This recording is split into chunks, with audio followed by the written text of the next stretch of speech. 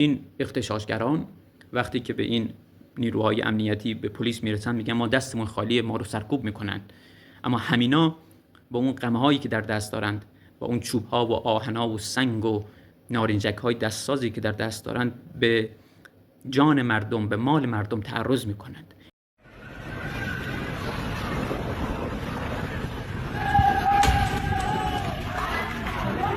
اینها دستشون خالی بود که اون زن رو در اصفهان به جرم اینکه چادر سرش بود به باد کتک گرفتند، مجروح کردند، کتک زدند. دستشون خالی بود که در همین قم میخواست نارنجک بندازد وسط معترضین.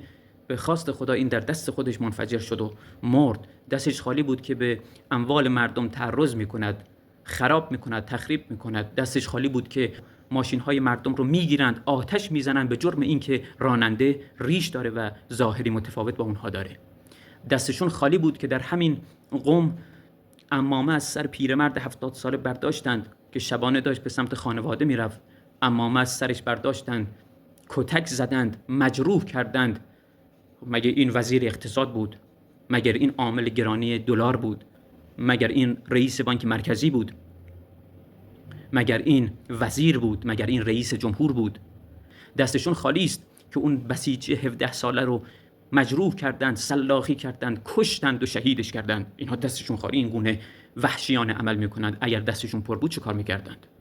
اینها اگر دستشون پر بود به گمانم نصف این کشور رو به جرم تفاوت سلیقه، به جرم اختلاف در عقیده، نصف این کشور رو قتل عام میکردند و میکشتند. دستشون تازه خالی است که اینطور وحشیانه عمل میکنند. اگر دستشون پر بود چه کار میکردند؟